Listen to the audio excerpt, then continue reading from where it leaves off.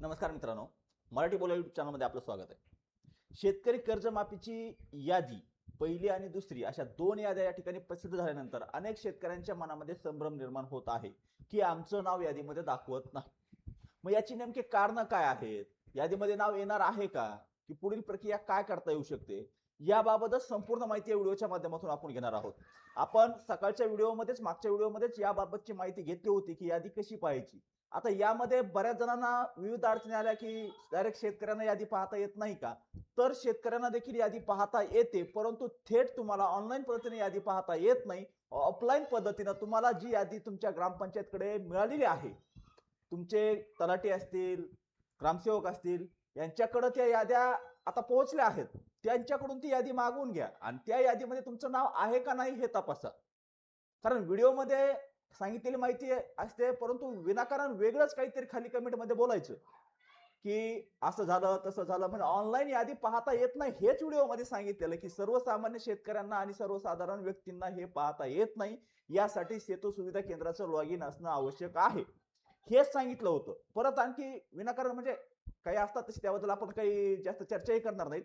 परंतु अशा गोष्टी ज्यामध्ये नाव आहे नाही आहे हे पाहायचं, तर यासाठी सेतू सुविधा केंद्रामध्ये जाऊन तुम्ही आधार नंबर टाकून देखील तुमचं नाव आहे किंवा नाही हे पाहू शकता. त्याच्या व्यतिरिक्त ऑफलाईन मध्ये पीडीएफच्या याद्या ज्या आहेत त्या देखील पोर्टलवर येणार आहेत.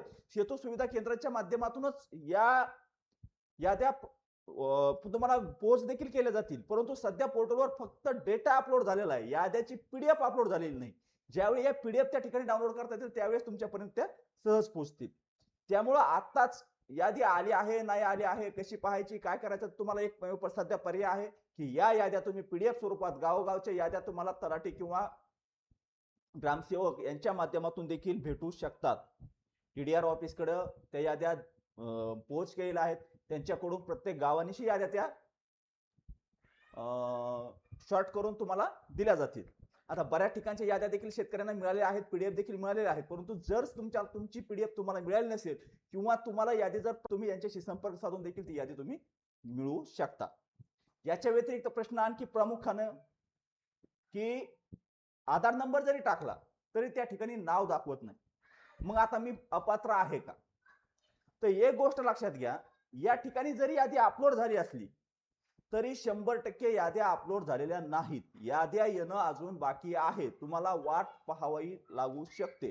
ज्यांचं नाव आलंय, आणखी काही लोकांचे नाव राहिलेत, या बँकेचे आले त्या बँकेचे आले असं काही नाही. काही लोकांच्या जेवढ्यांच्या तपासण्या झाल्या तेवढ्याच्या याद्या या ठिकाणी पोर्टलवर अपलोड केल्या, परंतु ज्या शेतकऱ्यांच्या याद्याची तपासणी अजून झाली नाही किंवा छाननी झाली नाही त्या याद्या पोर्टलवर अजून आलेल्या नाहीत. याद्या पोर्टलवर येणार आहेत. आतापर्यंत फक्त 2 याद्या पोर्टलवर आलेल्या आहेत. हळूहळू 2 दिवसात 4 दिवसात पुढील 5 दिवसामध्ये सर्व याद्या या ठिकाणी पोर्टलवर अपलोड केल्या जातील. त्यामुळे या यादीत नाव नाही आलं म्हणजे तुमचं नाव येणारच नाही हे डोक्यातून काढून टाका. जर तुम्ही पात्र असाल तर, जर तुम्ही शेतकरी कर्जमाफी योजनेमध्ये जर पात्र असाल तरच तुमचं नाव येणार हे लक्षात असू द्या.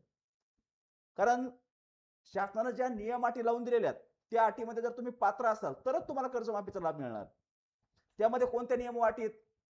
एक प्रमुख गोष्ट की तुमचं कर्ज 2 लाख रुपयांच्या आत असावं. प्रमुख गोष्ट. जर तुमचं 2 लाख रुपयांच्या पुढचं कर्ज असेल तर त्याच्यासाठी वेगळी यादी येणार आहे, त्यांची प्रोसेस वेगळी असणार आहे, त्यांच्यासाठी वेगळ्या पद्धतीनं ही प्रणाली राबवली जाणार आहे. त्यामुळं कर्ज 2 लाखाच्या आत असावं लागतं पहिल्या यादीमध्ये नाव येण्यासाठी. जर तुमचं त्याच्या व्यतिरिक्त कर्ज असेल त्याची जी इन्फॉर्मेशन वेगळी आहे, त्याची जी कार्यपद्धती आहे ती देखील वेगळी आहे. ती कशी असणार काय असणार याबाबत आपण नंतर माहिती घेऊ दुसऱ्या व्हिडिओमध्ये. परंतु तुमचं प्रमुख गोष्ट तुमचं कर्ज थकीत प्लस 2 लाख रुपयांच्या आत असणं आवश्यक आहे. आता विषय 2 लाखाचा झाला. कर्ज कधी थकीत असणं आवश्यक आहे? 30 सप्टेंबर 2025 रोजी तुमचं कर्ज थकीत असणं गरजेचं आहे. 30 सप्टेंबर 2025 ला तुमचं कर्ज थकीत झालेलं असावं. मग ते तुम्ही 24 मध्ये रिन्यू केलं, 23 मध्ये केलं, याबद्दल काही विषय नाही. परंतु 23 सप्टेंबर 2025 रोजी ते 100% थकीत आलेलं असावं. 23 सप्टेंबरच्या 30 सप्टेंबरच्या नंतर जर तुमचं कर्ज थकीत असेल तर त्या ठिकाणी देखील लाभ मिळणार नाही हे लक्षात असू द्या. हा एक प्रमुख मुद्दा होता. आणि त्यानंतर आणखी एक काही गोष्ट, 30 सप्टेंबर 2025 ला तुम्ही थकीत आहात, परंतु 31 मार्च 2026 रोजी जर तुम्ही परत रिन्यू केला असेल, 31 मार्च 2026 च्या पूर्वी जर परत रिन्यू केला असेल, आधी थकीत होतात नंतर रिन्यू केलं तरी देखील तुम्हाला या ठिकाणी अपात्र केलं जातंय. या गोष्टी लक्षात द्या. चालू आणि थकीत हा नियम वेगवेगळा आहे. सध्या फक्त याद्या येतात त्या थकीतवाल्याच्या येतात, चालूवाल्याच्या याद्या येत नाहीत. याला वेळ लागणार आहे. याची जी प्रक्रिया आहे ती वेगळ्या पद्धतीने थोडी राबवली जाणार आहे. सेम टू सेम जसं थकीतवाल्यांचं कर्ज आहे त्या पद्धतीत तुमची यादी येणार नाही. त्यानंतर सर्वात प्रमुख गोष्ट की आयकर भरणारे शेतकरी. तुमच्याकडे 4 वर्षाचं थकीत कर्ज असू द्या, 5 वर्षाचं थकीत कर्ज असू द्या, 6 वर्षाचं असू द्या, तुम्ही सगळ्या नियमात जरी बसत असाल तरी तुम्ही जर ITR भरत असाल म्हणजे आयकर इन्कम टॅक्स रिटर्न जर भरत असाल तर अशा वेळी देखील तुमचं नाव यादीमध्ये येत नाही, अजून तरी आलेलं नाही. या पुढील जे काय अपडेट येईल त्या अपडेटमध्ये पुढील नाव येऊ शकतं, काही असेल ते पुढची पुढं, परंतु सद्यस्थितीमध्ये तरी असे आयकर भरणाऱ्या व्यक्तींचे नाव यादीमध्ये आलेले नाहीत.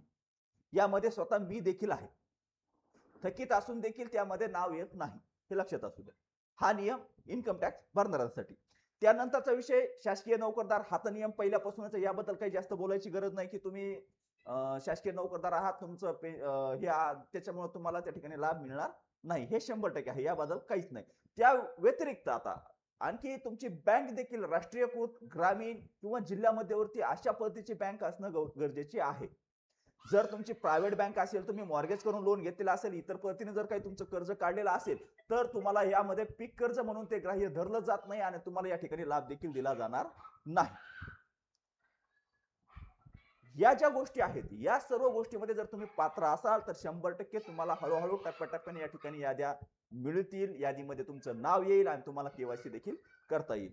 परंतु यातील एकाही गोष्टीत तुम्ही जर म्हणजे यातील कोणत्याही एका गोष्टीमुळे जर तुम्ही अपात्र ठरत असाल तर तुमचं नाव यादीत येण्याचे चान्सेस सद्यस्थितीमध्ये तरी खूप कमी आहेत, म्हणजे नसल्यात जमा आहेत. आयकर भरणारे व्यक्ती सुरुवातीपासून नियम आहे तो आजही आहेच. चालू थकीतचा विषय जो आहे तो शासनानं जरी सभागृहात घोषित केला असला तरी अद्यापपर्यंत पोर्टलवर एकही चालूवाल्याची यादी किंवा शेतकऱ्याचं नाव आलेलं नाही. यामध्ये काय अपडेट येईल, काय बदल करतील ते पुढची पुढं, परंतु सद्यस्थितीमध्ये तरी अशा शेतकऱ्यांचं नाव आलेलं नाही. सध्या फक्त 2 लाख ज्या मी आता तुम्हाला अटी सांगितल्या, 30 सप्टेंबर 2025 रोजी थकीत 2 लाखांची मर्यादा, आयकर भरणारा व्यक्ती नसावा, शासकीय नोकरदार नसावा, या पद्धतीत जर तुम्ही पात्र असाल, या सर्व गोष्टीमधून जर तुम्ही कर्जदार असाल तर तुम्हाला या ठिकाणी लाभ 100% मिळणार आहे. याद्या आज आल्या नाही, 4 दिवसांनी येतील, 8 दिवसांनी येतील, 10 दिवसांनी येतील, परंतु टप्प्याटप्प्याने या याद्या येणार आहेत. आज यादीत नाव आलं नाही म्हणजे आम्ही अपात्रच आहोत किंवा आमचं नाव येणारच नाही, हे देखील म्हणजे याची देखील अशी जी काही चिंता आहे ती देखील करू नका. हे देखील नाव तुमचं येणार आहे, यादीमध्ये नाव येईलच आणि तुम्हाला लाभ देखील मिळणार आहे. पण तुम्ही या गोष्टीमध्ये बसणं आवश्यक आहे. ज्या अटी दिलेल्या आहेत त्या अटीमध्ये तुम्ही पात्र असणं गरजेचं आहे, हे लक्षात असू दे. याद्याबाबतची माहिती मागच्या व्हिडिओमध्ये घेतली, या व्हिडिओमध्ये थोडंफार प्रमाणात माहिती दिली, परंतु नाव आलं नाही मग नाव येणार नाहीच का? तर नाव येणार आहे, 100% नाव येणार जर तुम्ही या गोष्टीमध्ये पात्र असाल तर. कर्ज तुमचं शासनाने दिलेल्या चौकटीमध्ये जे नियम व अटी घालून दिलेले आहेत या नियम व अटीमध्ये जर तुम्ही खरंच ऍक्च्युअल मध्ये असाल तर त्या ठिकाणी तुम्हाला लाभ मिळणार आहे. याच्या व्यतिरिक्त आणखी काही शेतकऱ्यांचे प्रश्न होते की आता लाभाबाबतचा विषय झाला, हा थोडा केवायसी बाबतचा प्रश्न आहे की त्यामध्ये काय केलं होतं की शेतकऱ्यांचं कर्ज जास्त आहे. शेतकऱ्यांचं कर्ज 1,70,000 रुपये, परंतु यादीमध्ये 44,000 रुपयेच कर्जाची रक्कम दिसते. मग अशा पद्धतीत काय करायचं? तर अशा पद्धतीत तुम्ही केवायसी करू नका. आधी पूर्ण कर्जाची खात्री करा की बँकेत जाऊन तुमचं नेमकं लोन आहे किती. आता काही भरलेला असेल, काही असेल, काही प्रकार असेल, वेगळा काही असेल किंवा एखादा आकडा यादी पाठवताना टाईप करताना चुकीचा देखील होऊ शकतो. शेवटी माणसानंच याद्या पाठवलेल्या आहेत, त्या चूक देखील होऊ शकते. त्यामुळे या ठिकाणी त्या गोष्टीची पडताळणी करा. अमाऊंट जर बरोबर असेल, सर्व गोष्टी बरोबर असेल तर केवायसी 100% करा, काही अडचण नाही. परंतु अमाऊंट मध्ये मोठ्या प्रमाणावर तफावत वाटत असेल तर त्या ठिकाणी बँकेत जाऊन एकदा परत क्रॉस व्हेरिफिकेशन करा, क्रॉस चेकिंग करा आणि जर तेवढंच कर्ज तुमच्याकडे असेल तर नंतर केवायसी करा. जर कर्ज नसेल, त्याच्या म्हणजे आलेला आकडा कमी आहे, तुमच्याकडे ऍक्च्युअल कर्ज जास्त आहे, तर अशा वेळी तुम्ही त्या ठिकाणी ग्रेव्हन्स मध्ये तक्रार देखील दाखल करू शकता. त्या तक्रारीची कॉपी घेऊन तुम्ही तुमच्या तहसील कार्यालयामध्ये जो काय शेतकरी कर्जमाफीसाठी स्पेशल स्टाफ बसवलेला आहे यांच्याकडे जाऊन देखील त्याची अपडेट देऊन किंवा कलेक्टर ऑफिसमध्ये जे तुम्हाला सोयीस्कर पडेल ते, या दोन्ही ठिकाणी ते व्यक्ती उपलब्ध आहेत, त्यांच्याकडे जाऊन देखील तुम्ही त्या ठिकाणी तक्रार द्या की माझ्या अशी अशी चूक झालेली आहे, माझ्याकडे ऍक्च्युअल मध्ये कर्ज असं आहे, त्याचं स्टेटमेंट कर्जाचं हे घेऊन त्या ठिकाणी जाऊन तुम्ही तुमची तक्रार द्या. त्यानंतर परत तुमचं यादीमध्ये करेक्शन सहित नाव दुसऱ्या यादीमध्ये, तिसऱ्या यादीमध्ये या ठिकाणी येण्याचे चान्सेस आहेत.